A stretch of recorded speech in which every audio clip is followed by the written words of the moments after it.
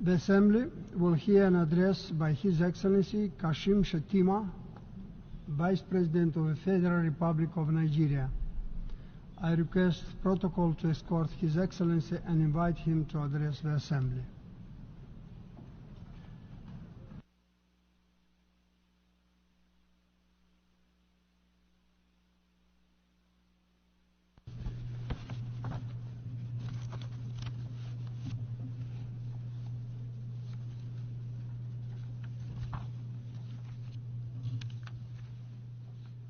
Mr. President,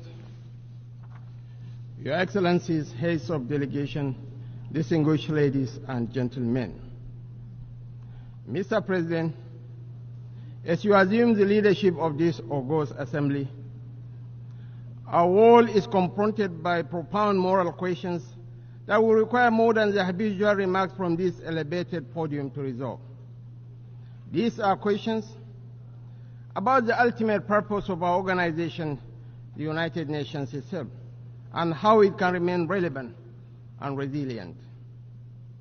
It is with this sentiment that I convey to you the warm and fraternal greetings of my countrymen and women, and to congratulate you on your assumption of the presidency of this assembly.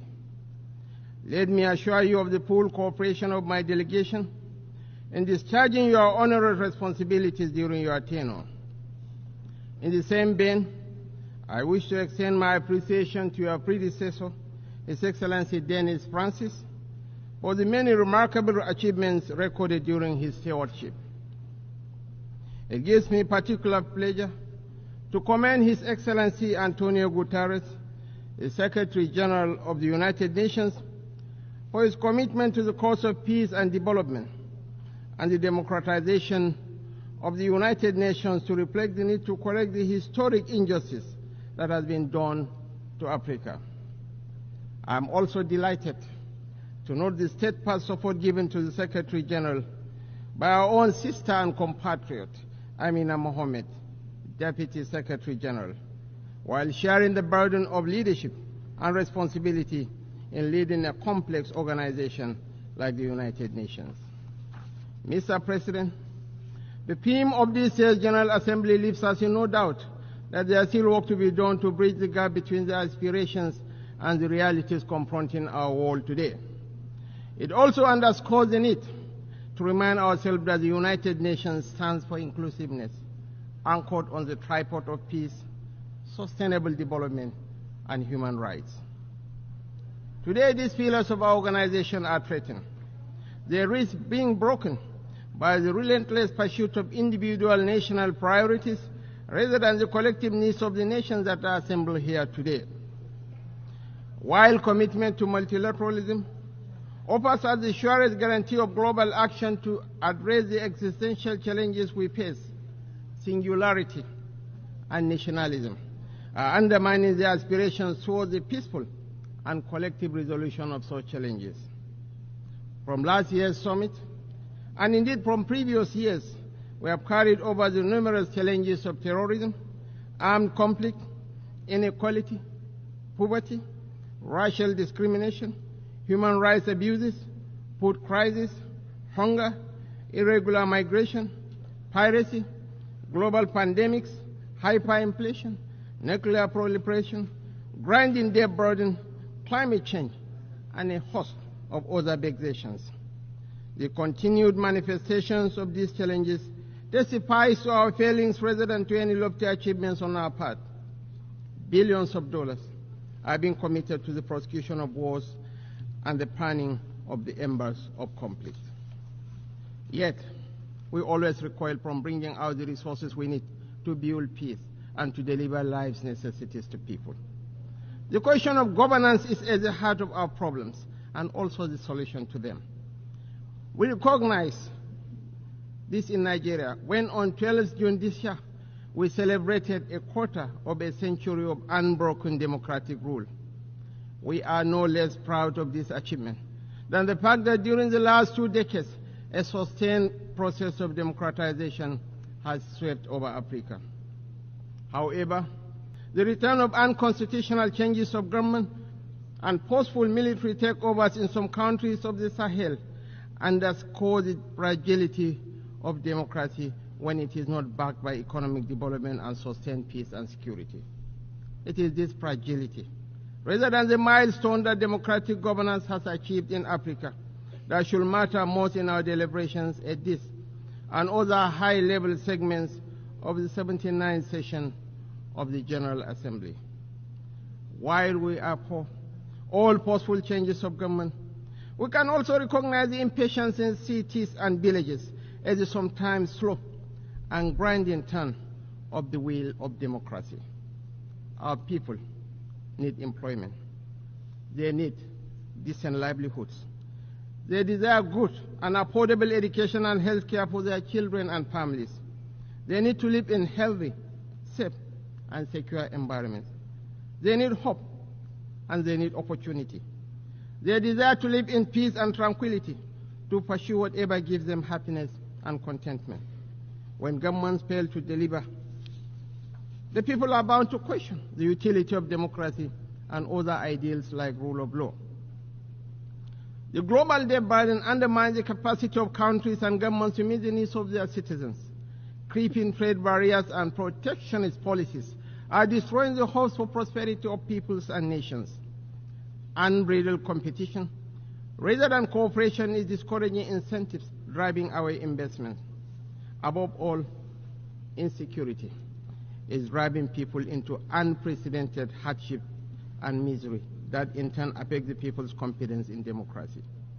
It is the duty of the international community to bring back confidence in democratic rule and constitutional order by paying more attention to the needs and aspirations of the people, rather than paying lip service to human rights, sustainable development, and peace.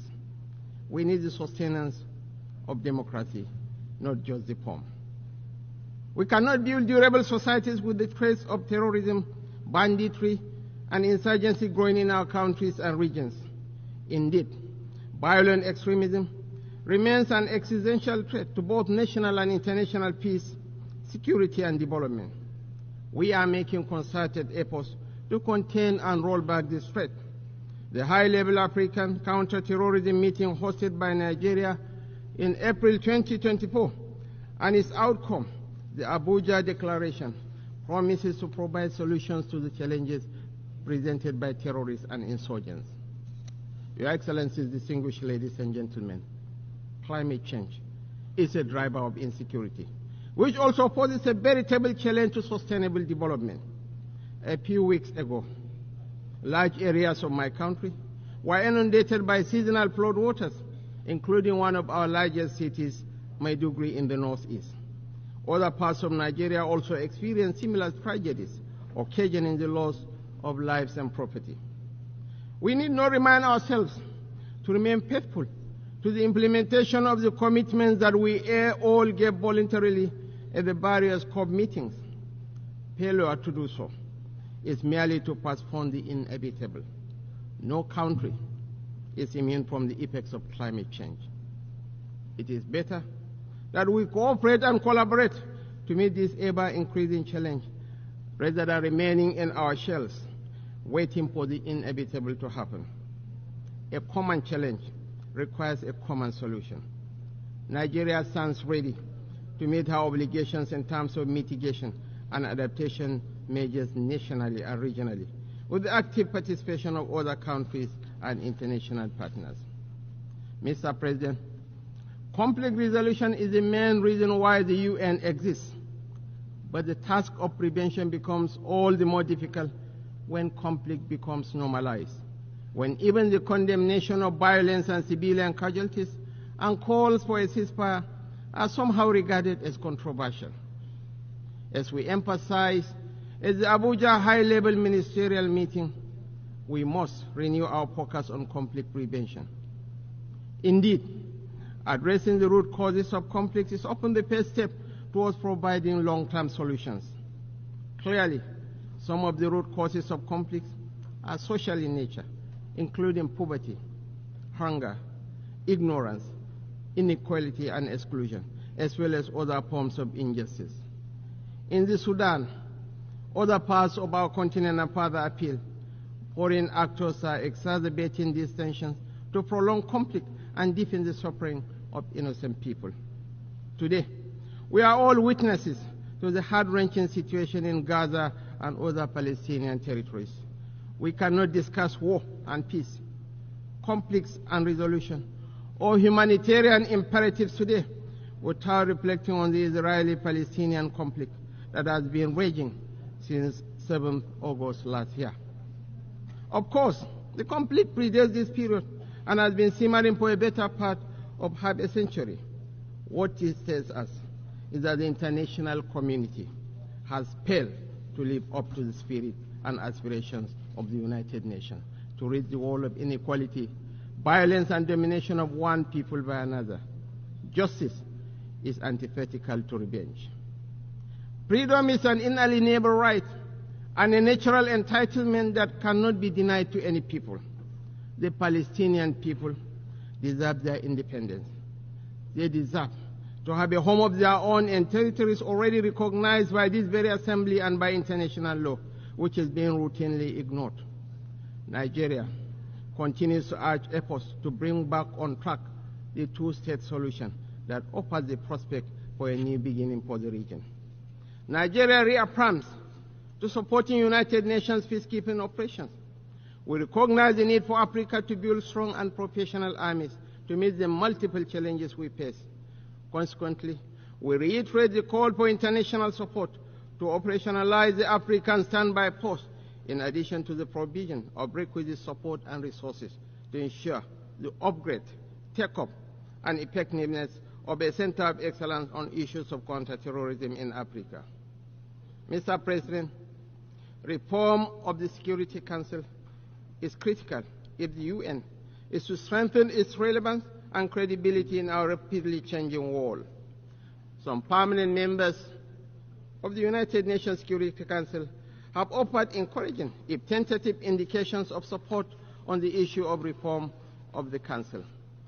We welcome the change in tone and urge an acceleration in momentum to the process. The Security Council should be expanded in the permanent and non-permanent member categories to reflect the diversity and plurality of the world. We fully support the efforts of the Secretary General Guterres in this regard. Africa must be accorded the respect that it deserves in the Security Council. Our continent deserves a place in the permanent members category of the Security Council with the same rights and responsibilities as other permanent members. Mr. President, your assumption of the stewardship of the General Assembly presupposes that you will be seized with the progress of the implementation of the UN's Sustainable Development Goals. We note that most developing countries are significantly lagging behind in the achievement of these goals, largely due to a lack of resources available to finance their implementation and the burden of unsustainable external debt. It is our expectation that the adoption of the Pact of the Future for the future will change the narrative, reposition economies, and translate into concrete measures that provide solutions to the challenges faced by developing and least developed countries. This is particularly significant in our region and the Sahel, where human development indices are low and depressing. It is for this reason that we reiterate the call by countries, especially of the Global South, for reform of the international financial architecture and promotion of a rules-based, non-discriminatory, open, fair, inclusive, equitable, and transparent multilateral trading system. We are aware of the debilitating impacts of corruption on global prosperity and national progress. Process of corruption and illicit financial flows constitute a huge chunk of resources needed for sustainable development. The recovery and return of such funds to states of origin is a fundamental principle of the United Nations Convention Against Corruption. Therefore, the international community must promote practical measures to strengthen international cooperation to recover and return stolen assets and to eradicate safe havens that facilitate illicit flows of funds from developing countries to the developed economies. There is also the urgent need to promote fair and inclusive tax regimes in the world. Nigeria helped introduce the resolution on promotion of inclusive and effective international tax cooperation at the UN. We acknowledge the progress made in the adoption of the terms of reference of the UN Framework Convention on Tax Cooperation. We should deepen this initiative and work towards a UN Framework Convention on Tax Cooperation. Similarly, we must ensure that any reform of the international financial system includes comprehensive debt relief measures to enable sustainable financing for development. Countries of the Global South cannot make meaningful economic progress without special concessions and a review of their current debt burden. The present administration pays due regard to the imperatives of creating a conducive national environment for investment and the ease of doing business. Last year, President Bola Ahmed Tinubu signed 4 executive orders to curb double taxation. The government also established the Presidential Task Force on review of fiscal policy and tax reform. These measures are geared towards not only boosting investor confidence in Nigeria, but also to ensure investors make reasonable profit from their investments. Mr. President, Your Excellencies, distinguished ladies and gentlemen, while the world is transitioning into the 4th industrial revolution, Africa remains energy deficient. The push for the accelerated implementation of SDG 7, affordable and clean energy, therefore, must take into account Africa's precarious situation. Nigeria believes that natural gas remains central to the search for solutions to the energy challenges that Africa and the international community face. Access to affordable, reliable, cleaner sources of energy is more than an environmental or developmental issue. It is a key factor in social peace and international security. Mr. President, Nigeria remains unwavering in its commitment to SDG 13, climate action, including the net zero ambition and transition from fossil fuel energy to clean energy. As a demonstration of this commitment, the government established the Presidential Committee on Climate Action and Green Economy Solutions and appointed a special presidential envoy on climate action. We will redouble our efforts to address the challenges posed by climate change, including the urgent need to transition from fossil fuel energy. Yet, such commitments must be juxtaposed with the principle of common but differentiated responsibilities and the relevant provisions of the Paris Climate Agreement back in 2015. The Paris Agreement provided for developed countries to take the lead in the quest to achieve net zero and to offer support, including finance, to developing countries for the actualization of the climate change goal. Worthy of note is the loss and damage funding for vulnerable countries secured at COP27 in Egypt and expanded in COP28 in the United Arab Emirates. It is our expectation that this year's 79th session of the UN General Assembly and the upcoming COP29 in Azerbaijan this November will go a step further by providing developing countries, especially African countries, with access to the loss and damage funds, including the $100 billion pledged by developed countries to mitigate the negative impacts of climate change. Mr. President, in this age of digital innovation, we must address the emerging divide between the global south and the global north, which, with the evolution of artificial intelligence, risks becoming wider still. The UN should work towards eliminating barriers to digital economy in Africa, such as high cost of internet services and intellectual property rights. More so, there is a need to work towards common global standards to regulate cryptocurrency trading platforms. This is the most effective way to provide confidence in these markets and limit the potential for instability. Our own experience in Nigeria, as in other countries, shows that new technologies, when not properly regulated, can facilitate organized crime, violent extremism, and human trafficking. In our own case, the trading of cryptocurrency helped fuel speculation and undermine macroeconomic reforms. Separately, we have also witnessed in rich and poor countries alike the corrosive impact of unfiltered hate speech and fake news across social media. There is much more that we could and should do together to strengthen those guardrails that will help release the most progressive elements of the new technologies shaping our world and curb those more destructive tendencies. Mr. President, we are particularly mindful of the imperatives of achieving the advancement of youth and women as a factor in national development, peace, and security. Nigeria has developed its own national action plan on women and security, as well as a national action plan on youth, peace, and security to ensure the participation of both women and youth in the peace and security sector. The Summit of the Future cannot be deemed successful without setting clear, ambitious, and achievable developmental goals to address the various challenges facing our youth. In line with this aspiration, the Nigerian government will continue to invest in Nigerian youth through initiatives like the revitalization of the National Youth Investment Fund for 2024, focused on youth employment and entrepreneurship. Mr. President, as much as the global family still grapples with the crippling consequences of the COVID-19 pandemic, the greatest lesson that we have learned is never again to take any health situation with levity. In line with SDG 3, we must continue to work together to ensure the good health and well-being of all. There is no disease that should be relegated to the background due to some perceived classification of their seriousness or importance. Mr. President, migration is a complex and polarizing issue that impacts on rich and poor countries alike. Nigeria is a country of origin, transit, and destination. We are a major stakeholder in the global migration dynamic and understand the challenges and benefits it brings. Accordingly, I wish to reiterate our support for the Global Compact for Safe, Orderly, and Regular Migration, GCM.